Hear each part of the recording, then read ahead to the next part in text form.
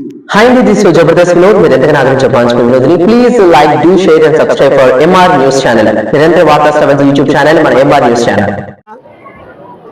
ఈ రోజున కావలి నియోజకవర్గంలో బిల్వకోట క్షేత్రంలో వెలిసి ఉన్నటువంటి ప్రసన్న వెంకటేశ్వర స్వామి యొక్క కళ్యాణ మహోత్సవాన్ని మన అందరం కూడా తిలకించాం. ఈరోజు కావలి నియోజకవర్గ చరిత్రలో ఒక సువర్ణ అక్షరాలతో లిఖింపబడే రోజుగా చరిత్రలో మిగిలిపోతుంది. ఎందుకంటే మన జిల్లా వాస్తవ్యులు ఎండోమెంట్ మంత్రివర్యులు బహుశా రాజకీయాలు 78 సంవత్సరాల స్వతంత్ర రాజకీయ చరిత్రలో ఎండోమెంట్ మంత్రివర్యులు ఈ గుడికి వచ్చింది మొదటిసారిని కూడా ఈ సందర్భంగా తెలియజేస్తున్నది మన అదృష్టం. ఎందుకంటే నేను ఆయన ఒడిలో రాజకీయ ఓనామాలు నేర్చుకున్నా, ఆయన వల్ల అంచెలంచెలుగా ఎదిగా రాజకీయంగా ఈరోజు నేను ఆయన పక్కన నిలబడి ఒకప్పుడు స్టేజీల మీద ఎదురు కూర్చుని చప్పట్లు కొట్టి నేను ఈ రోజున ఆయన పక్కన కూర్చొని అదృష్టం ఆ ప్రసన్న వెంకటేశ్వర స్వామి నాకు అందించాడని నిజంగా నేను నమ్ముతున్నా. మరీ ముఖ్యంగా నా సోదర సమానులైనటువంటి బేదా రవిచంద్ర గారు నిన్నటి రోజున నా ఎలక్షన్ గెలుపులో నాకు ప్రధాన భూమిక పోషించినటువంటి వ్యక్తి బేదా రవిచంద్ర గారు. ఇద్దరు నేను ప్రేమించేటువంటి ఇద్దరు వ్యక్తుల సాన్నిధ్యంలో ఈరోజు కళ్యాణం తిలకించడం నా పూర్వజన్మ సుకృతంగా భావిస్తున్నా. అదేవిధంగా ఈ రోజున నా మిత్రులు ఒకప్పుడు 1999 సంవత్సరంలో ఈ టెంపుల్లోనే మా ఇద్దరు పరిచయం కూడా ప్రారంభమైంది. ఇద్దరం కూడా జాతకాలు నమ్మే వ్యక్తులం. ఇద్దరం కూడా ఇదే ప్రాంగణంలో మొట్టమొదటి మా కలయిక 1999 సంవత్సరంలో మొదలైంది. అది ఈ రోజు నేను రాజకీయ ఎమ్మెల్యేగా ఆయన నన్ను పెంచాడు. అదేవిధంగా నా గురువు అయినటువంటి రామనారాయణ రెడ్డి గారు ఈరోజు వచ్చి నేను అడగకుండానే ఏమి కావాలో చెప్పి ఈ గుడికి అన్నీ చేస్తానని చెప్పాడు. అయితే ఈ సందర్భంగా మనం తెలియజేయాలి, ఎంతో మంది దాతలు ఈరోజు ముందుకు వచ్చారు. ఎండోమెంట్లో దాదాపు 4.5 కోట్ల రూపాయల డబ్బులు ఈరోజు మన దేవస్థానంలో ఉంది. అన్నదానానికి సంబంధించి 1.5 కోటి రూపాయలు ఈరోజు దేవస్థాన డిపాజిట్లో ఉంది. 24 ఎకరాల విస్తీర్ణంలో ఉన్నటువంటి ఈ దేవాలయ ప్రాంగణం బర్రెలు, ఆవులు, రకరకాలైనటువంటి జంతువులు సంచరిస్తుంటే దీన్ని శుద్ధి చేసుకోవాల్సిన బాధ్యత ఉందనేటువంటి మొదటి తలంపు.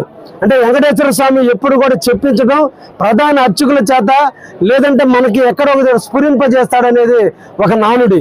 ఎందుకనో మొట్టమొదటి దేవాలయానికి కాంపౌండ్ వాళ్ళు కట్టాలి, ఇది పవిత్రమైన ప్లేస్గా దీన్ని తీసుకురావాలనే ఆలోచన ఎందుకు వచ్చిందో తెలియదు, కానీ అది నాకు రావటం, దానికి నేను మన మంత్రివర్యులకి తెలియజేయటం, ఆయన ఇమీడియట్లీ దైవ సంకల్పం శృంగేరి పీఠాధిపతి ఎక్కడికో వస్తుంటే నేను అడిగా, ఊరినే క్యాజువల్గా అడిగితే అన్న దాన్ని ఫిక్స్ చేసి మంత్రివర్యులే లెటర్ రాసి శృంగేరి పీఠాధిపతి చేత శంకుస్థాపనకు సంబంధించిన శంకుస్థాపనకు సంబంధించిన పూజ కూడా చేపించడం జరిగింది. ఈ రోజున 1,65,00,000 రూపాయలతో కాంపౌండ్ వాల్ నిర్మాణానికి టెండర్లు పూర్తయి గుత్తేదారులకు టెండర్లు కూడా రావడం కూడా జరిగింది. అదేవిధంగా దక్షిణ పక్కన గాలిగోపురానికి 2,65,00,000 టీటీడీ దేవస్థానం అనేటువంటి దాని ద్వారా ఎండోమెంట్కి ఇవ్వటం, ఎండోమెంట్ వారు టెండర్లు పిలవటం, దానికి కూడా కాంట్రాక్టర్కి ఆల్రెడీ వర్క్ కూడా నియమించడం జరిగింది. బ్రహ్మోత్సవాలు పూర్తయిన తర్వాత ఆ 2 వర్కులు కూడా ప్రారంభమవుతాయని కూడా ఈ సందర్భంగా తెలియజేస్తున్నా.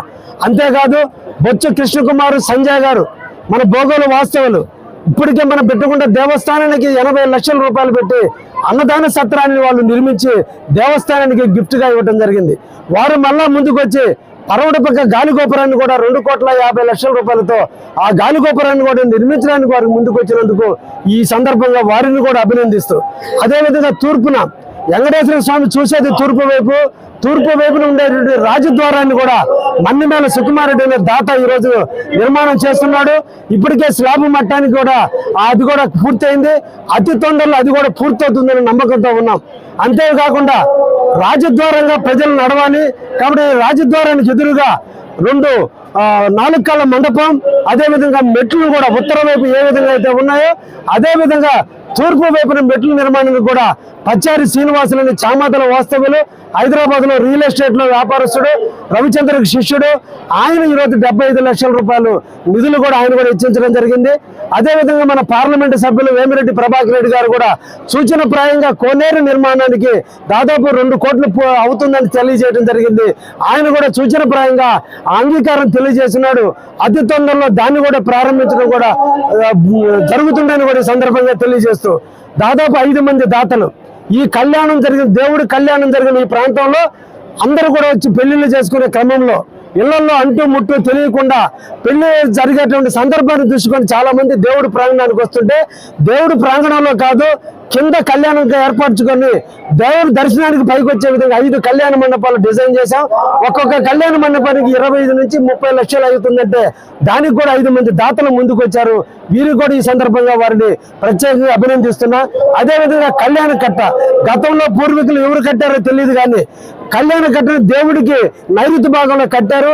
ఎవరన్నా ఎంటుకలు ఇవ్వాలంటే ఈ గాలిగోపురం గుండా దేవాలయ ప్రాంగణంలో నుంచి పోయి కళ్యాణ కట్టలో వెంట్రుకలు తీసుకొని అపవిత్రమైన శరీరంతో మళ్ళీ ఇదే గుడిలో నుంచి బయటికి పోవాల్సిన పరిస్థితి ఉంది.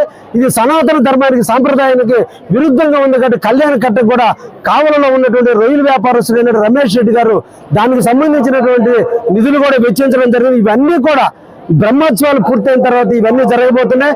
ఇంకా కూడా మనకి మంత్రివర్యులుగా నేను అడ్మినిస్ట్రేషన్ బిల్డింగ్ అడిగితే 2 కోట్ల రూపాయలు అవుతుందంటే ఇమీడియట్లీ శాంక్షన్ లెటర్ రాయడం జరిగింది. దానికి సంబంధించిన నివేదికలు కూడా ఏసీ డిపార్ట్మెంట్ లో ఉన్నాయి. అతి తొందరలో దాన్ని కూడా శాంక్షన్ వస్తుందని కూడా ఈ సందర్భంగా తెలియజేస్తున్నా. ఇవన్నీ కూడా మన అదృష్టం.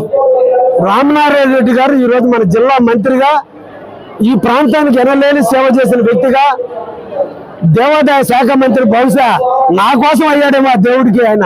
ఎందుకంటే ఈ ప్రసన్న వెంకటేశ్వర స్వామి నా హయాంలో బేదా రవిచంద్ర గారి మీ ఇద్దరు హయాంలో అన్న చేతుల మీదుగా మేము చేపించుకునే దానికి ఆ వెంకటేశ్వర స్వామి ఈ రోజు రాష్ట్రం అన్ని ఇబ్బందుల్లో ఉంటే దేవస్థానాలు అన్ని హ్యాపీగా ఉన్నాయి. ఆయన చెయ్యి అష్టవాసి చాలా మంచిది. ఆయన నీడలో ఈ ప్రసన్న వెంకటేశ్వర స్వామి ఒక మంచి వైభవ క్షేత్రంగా వెలుగొందేదానికి మేము ముగ్గురు కూడా కృషి చేస్తామని సందర్భంగా తెలియజేస్తూ ధన్యవాదాలు.